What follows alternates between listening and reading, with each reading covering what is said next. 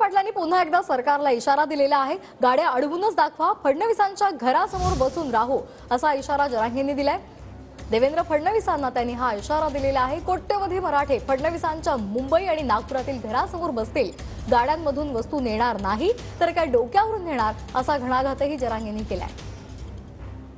तुम्ही जर आमचे ट्रॅक्टर अडविणार, त्यांच्यावर गुन्हे दाखल करणार किंवा मग गाड्या अडविणार आणि त्या ट्रॅक्टरवाल्याला जप्ती म्हणणार, तुम्ही आडवावर कसं काय अडवितात ती बघतो मी। एक काय ट्रॅक्टरवाल्यांनी घाबरण्याचं कारण नाही, कारण ते आपल्या संरक्षणासाठी, दैनंदिन जीवनाची गरजा भागवण्यासाठी, आपलं पोट भरण्याच्या साधनं त्याच्यात आहेत, अन्न धान्य सगळं, आणि तुम्ही ते ट्रॅक्टर अडवणार, कोणाचं जप्त होणार नाही, काय होणार नाही, काय काळजी करू नका। जर अडवलेच आणि असा काय प्रयोग केला तर देवेंद्र फडणवीस साहेब, गृहमंत्री साहेबांच्या दारातच सगळेजण जाऊन बसू, सगळेचे सगळे, नागपूरच्या बी त्यांच्या घरी आणि मुंबईच्या बी घरी।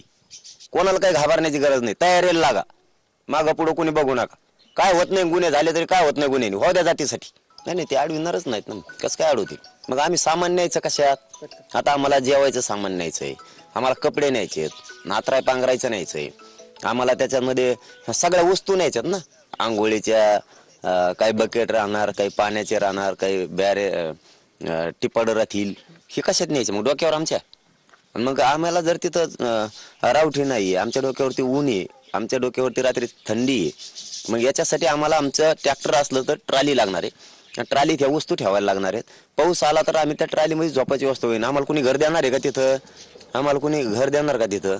नाही देणार, कारण इतके लोक देणार, पण इतके कोण?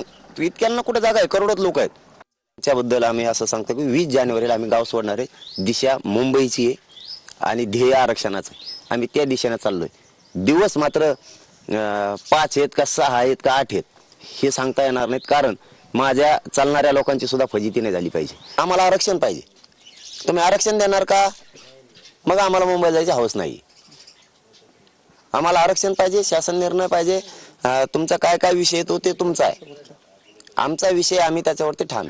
महाराष्ट्रातल्या मराठा समाजाला ओबीसीतून सरसकट आरक्षण पाहिजे, ते आम्ही मिळवणार। त्याच्यासाठी मुंबईला जाणार, 20 जानेवारीला मी इथून जाणार म्हणजे जाणार। मुंबईतले सगळेच ग्राउंड लागणार आहेत आम्हाला, जवळपास सगळेच, कारण आता एवढा 2-3 कोटी समाज बसायचा आहे, हे चॅलेंज आहे। सरकारची जबाबदारी आम्हाला व्यवस्था करून द्यावी, नाही दिली तर आम्हाला तर बसावंच लागणार।